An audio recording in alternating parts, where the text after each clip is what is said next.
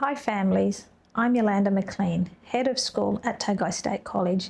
In this video, I will explain how we teach reading at Tagai State College. In 2021, Tagai State College reviewed how reading was being taught across the college. As part of this work, the literacy team was established and Tagai worked alongside experts from the department to redesign our approach to teaching reading. Our reading program is now grounded in evidence-based practice and follows the principles of the science of reading, focusing on how the brain learns to read.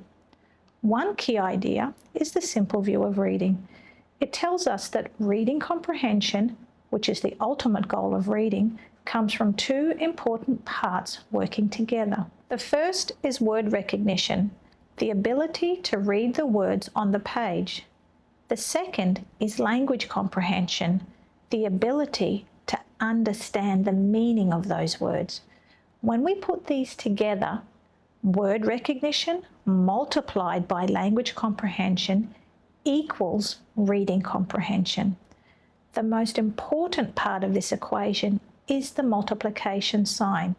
If either part is weak, reading comprehension will also be limited. Strong readers need both skills to develop together. Consider these equations. 0 times 10 equals 0. A student may be brilliant at comprehension, but if they can't read the individual words on the page, then they won't be able to understand what the meaning of the words are. 10 times 0 equals 0. A student may be great at reading individual words, but if they don't understand what these words mean, then they won't understand the purpose of the words. 5 times 5 equals 25. If a student has some skill at reading words and some skills with understanding the words, then their reading comprehension is average, and they then will begin to progress. 10 times 10 equals 100. If a student has good word recognition skills and good language comprehension skills, then they can reach their potential in school and life. To help unpack what word recognition and language comprehension include, we can look at what the research tells us about Scarborough's reading rope. Scarborough further breaks down the simple view of reading into a number of smaller, interconnected skills. Let's start with word recognition. The smaller parts that make up word recognitions include decoding, phonological awareness, sight recognition.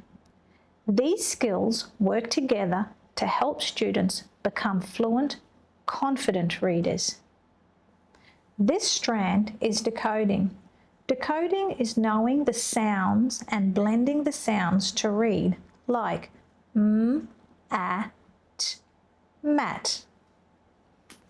This is phonological awareness, hearing and changing the sounds in words. An example of how we develop students' phonological awareness is through activities like this.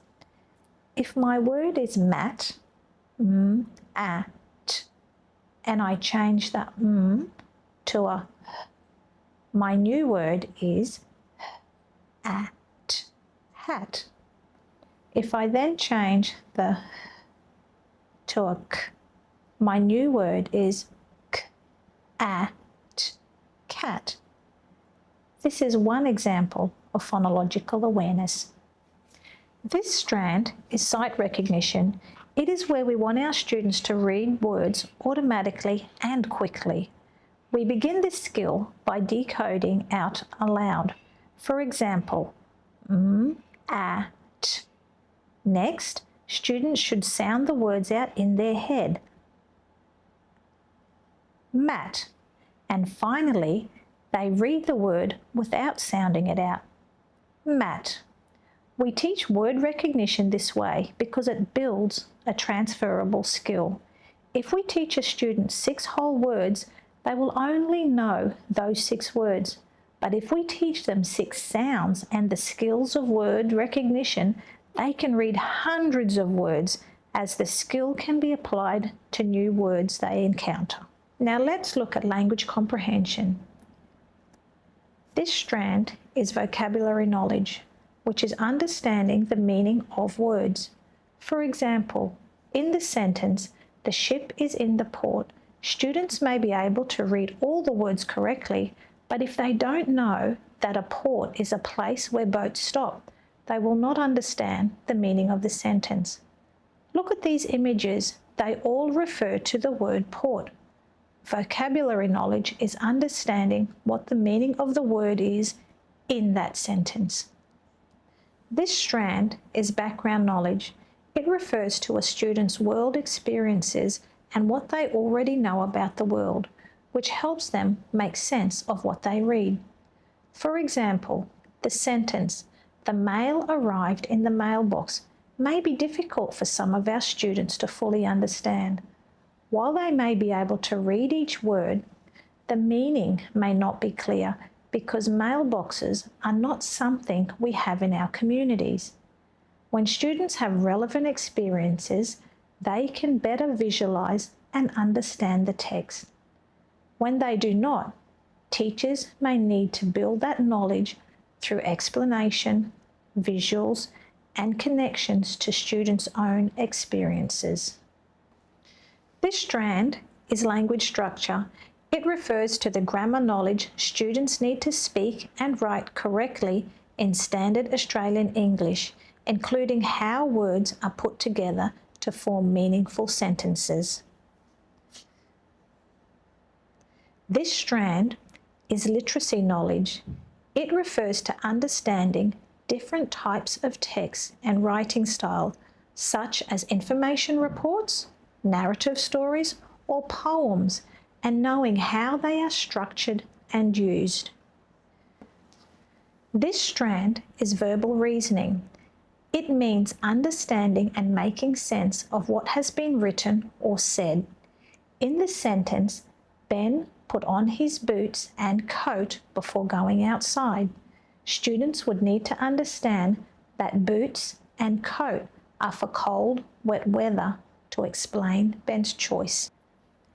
Let's go back to what I said at the beginning about the simple view of reading. We have talked about word recognition and language comprehension. When both of these are strong and we bring them together into one, this is when we have reading comprehension. This is when our children will become successful and confident readers.